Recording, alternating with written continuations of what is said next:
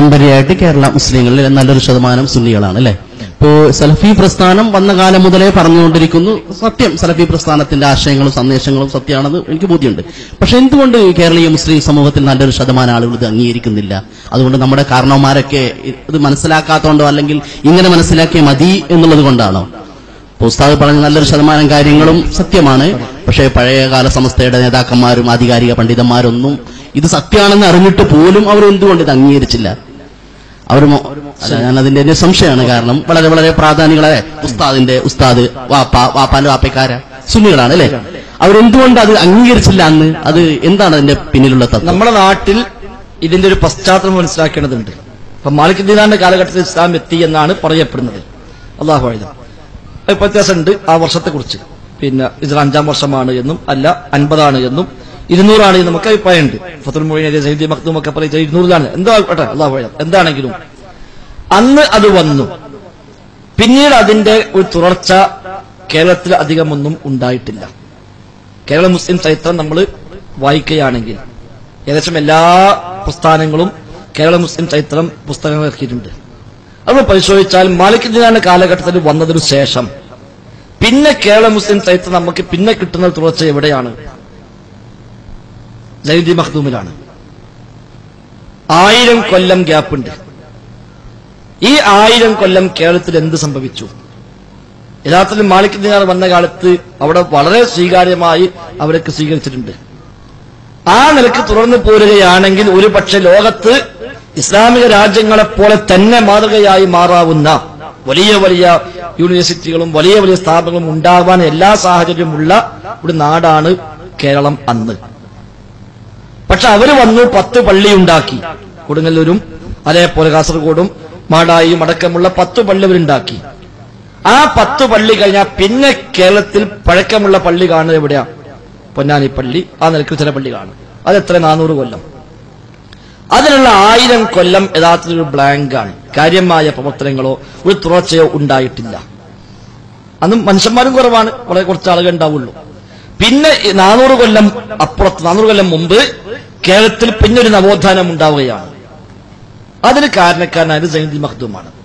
അതേ യമനിൽ നിന്ന് വന്നതാണ്. യമനിൽ നിന്ന് മക്കയിൽ വന്നു.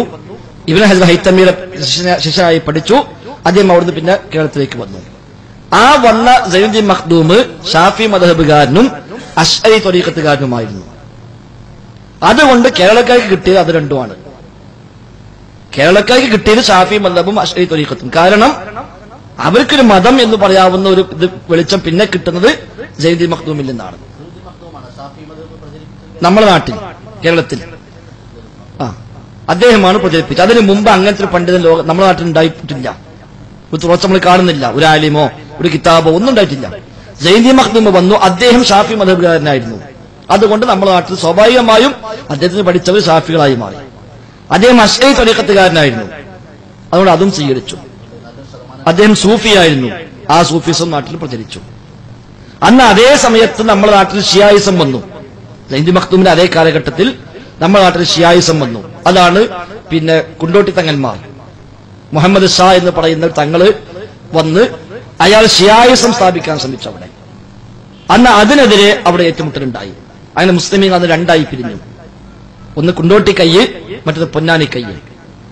മുഹമ്മദ് ഷായുടെ കീഴിൽ അവിടെ ഒരു വിഭാഗം. അവർ പറഞ്ഞു മുഹമ്മദ് ഷാ വലിയുള്ള മുരീദന്മാർക്ക് അദാബില്ല. മുഹമ്മദ് ഷാ അല്ലാഹുവിന്റെ വലിയാണ്, അയാൾ മുരീദായി കൂടിയാൽ അദാബ് ഉണ്ടാവില്ല. മറ്റൊരു പറഞ്ഞു മുഹമ്മദ് ഷാ വലിയല്ല, മുരീദന്മാർക്ക് അദാബല്ല. മുഹമ്മദ് ഷാ വലിയല്ല, അയാളെ മുരീദന്മാർക്ക് എല്ലാ അദാബ് ഉണ്ടാവുക എന്നാണ്. അങ്ങനെ പ്രശ്നമായി കുണ്ടോട്ടിപ്പള്ളിയിൽ ഒരേ സമയത്ത് 2 ജുമുഅ നടന്നു. താഴെ ഇവർ ഷിയാക്കളെ ജുമുഅ, മേലെ പൊന്നാനി കൈക്കാളെ ജുമുഅ. കുറച്ചു കാലം കഴിഞ്ഞപ്പോ ഇത് രണ്ടും കൂടി മിക്സായി സംഘടനമായി രണ്ടും ഒന്നായി മാറി. രണ്ടാണ്ടില്ലാതായിട്ട് രണ്ടും കൂടെ അറിയാതെ ഐക്യപ്പെട്ടാണ്ട് പോയി. അവരാചാരൊക്കെ അവരെടുത്തു, ഇവരുടെയൊക്കെ അവരെടുത്തു. ഈ ഷിയാക്കളാണ് കേരളത്തിൽ ജാറം കൊണ്ടുവന്നത്. കുണ്ടോട്ടിയിലെ ജാറം അന്ന് മറ്റൊരു എതിരാ. അന്ന് പൊന്നാനി കൈക്കാൽ ജാറത്തിനെതിരാ. അപ്പൊ അതുകൊണ്ട് ഫത്തുൽ മുഈൻ 105-ാമത്തെ പേജിൽ സയ്യിദി മഖ്ദൂം കൃത്യമായി എഴുതി വെച്ചു, ഖബർ കെട്ടിപ്പൊക്കിയാൽ നിർബന്ധമായും പൊളിക്കണം. വകുരിഹ ബിനാഉൻ ലഹു അലൈഹി ലിസിഹത്തിൻ നഹി അൻ ദാലിക. ഖബറിന് വേണ്ടി എടുപ്പുണ്ടാക്കൽ വെറുക്കപ്പെട്ട കാര്യമാണ്. കാരണം വ്യക്തമായി വിരോധം വന്നിട്ടുണ്ട്. വമഹല്ലുൽ കറാഹത്തി ഇദാ കാന ബിമിൽക്കിൽ ബാനി, നിർമ്മിക്കുന്ന ആളുടെ സ്വന്തം സ്ഥലത്താണെങ്കിൽ കറാഹത്ത്.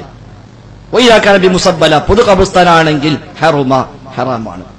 പൊതു ഖബർസ്ഥാൻ എന്ന് പറഞ്ഞാൽ വഖഫ് ചെയ്യപ്പെട്ട ഭൂമിയാവട്ടെ അല്ലാത്ത ഭൂമിയാവട്ടെ ഏതാണ് എന്ന് അറിയപ്പെടാത്ത ഭൂമിയാവട്ടെ ഏതാണെങ്കിലും ഹറാമാണ്. വഹുദിമ വുജൂബൻ, നിർബന്ധമായും പൊളിച്ചു മാറ്റുകയും വേണം. ഫത്വൽ മുഈൻ വ്യക്തമായി എഴുതി വെച്ചു. കാരണം അന്ന് മറ്റൊരു ജാറത്തുള്ള ആളുകളാണ് ഇവരെതിരാണ്.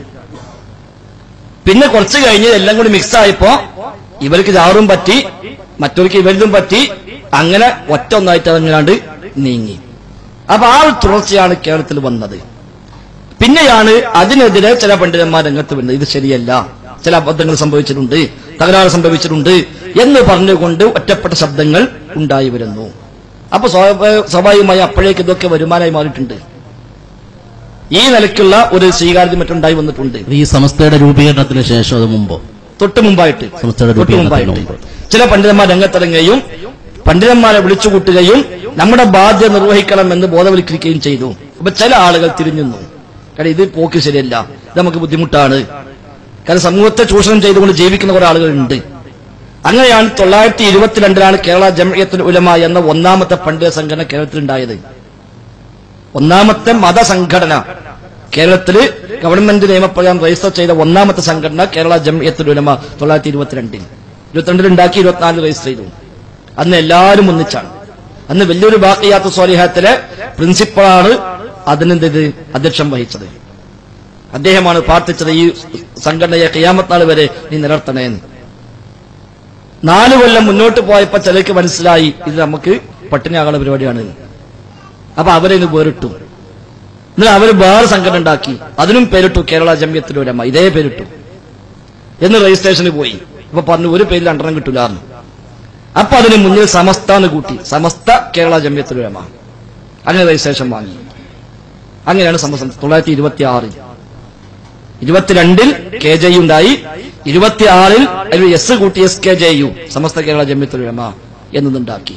അപ്പൊ അവിടെ മുതലാണ് അത് അങ്ങനെ വേറിട്ട് പോണത്. പിന്നെ സ്വാഭാവിക രണ്ടെണ്ണായപ്പോ ഇവരെന്തു പറഞ്ഞു എനിക്ക് എതിർക്കുക എന്നുള്ളത് ഒരു അജണ്ടയായി മാറി.